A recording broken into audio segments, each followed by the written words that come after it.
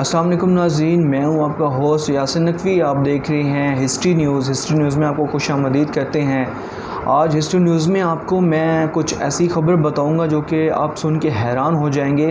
آدم خور کون ہیں اور یہ کیا کرتے ہیں؟ آدم خور کی ہسٹری کب سے شروع ہوئی اور کب ختم ہوئی؟ آدم خور کیسے تھے؟ آدم خور کسے کہا جاتا ہے؟ یہ ساری چیزیں آج میں آپ کو بتاؤں گا۔ تو ناظرین چلتے ہیں اپنی خبر کی ڈیٹیل میں۔ سب سے پہلے میں آپ کو یہ بتا دوں کہ آدم خور جو ہوتے ہیں وہ ہمیشہ انسانوں کا شکار کرتے ہیں اور انسانوں کا خون اور انسانوں کا گوشت کھانے کے زیادہ شوقین ہوتا ہے۔ تو آدم خور کی ہسٹری کے بارے میں ہم جانیں گے آج۔ درندوں کے شکاری کی سرگزشت، یہ آج آپ کو میں بتاؤں گا۔ ناظرین، اس گاؤں کے باشندے پہلے گاؤں والوں سے مختلف تھے۔ انہوں نے ہمارے ساتھ پورا تعاون کرنے کا وعدہ کر لیا اور دوسری صبح جب ہم اپنی مہم پر روانہ ہوئے تو اس کے کئی نوجوان ہمارے ساتھ وہاں تک آئے جہاں شیر کے ملنے کا امکان تھا۔ وہاں پہنچ کر ہم نے ریفلیں لوڈ کیں اور مناسب ٹھکانوں پر بیٹھ گئے۔ میرا خیال تھا کہ یہاں ہمیں کافی دیر شیر کا انتظار کرنا پڑے گا، لیکن ابھی چند ساعتیں ہی گزری تھی کہ آسٹن چیخ اٹھا، شیر! میں نے گھبرا کر پوچھا، کہاں ہے وہ؟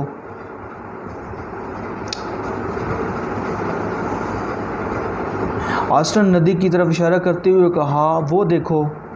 آدم خور ہم سے 50-55 گز کے فاصلے پر ندی کے کنارے کھڑا تھا۔ اس کی آنکھیں غصے سے شعلے برس رہی تھی اور بڑی شان بے نیازی سے ہماری طرف دیکھتے ہوئے دم پھلا رہا تھا۔ اس بات کا ثبوت تھا کہ وہ حملہ کرنے کے لیے تیار ہے۔ آسٹن نے فائر کرنے کے لیے جھٹ رائفل اٹھائی اور میرے منع کرتے فائر کر دیا۔ آدم خور نے ایک لمبی چست لگائی اور آسٹن پر آ کر اپنا بدلہ لے لیا۔ آسٹن کی ناگہانی موت پر مجھے سخت فلک ہوا۔ وہ ایک خلیق اور اچھا دوست تھا۔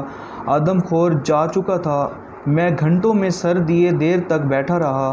اس سانچے پر مجھے بے اعتبار اور واقعہ یاد آ گیا جو ملایا کے جنگلوں میں پیش آیا تھا۔ میں وہاں اپنے پرانے شکاری بزرگ سردار صاحب کے ہاں ٹھہرا تھا۔ ایک دن انہوں نے مجھے شیر کے شکار کی دعوت دی اور میں نے پس و پیش کے بغیر قبول کر لی۔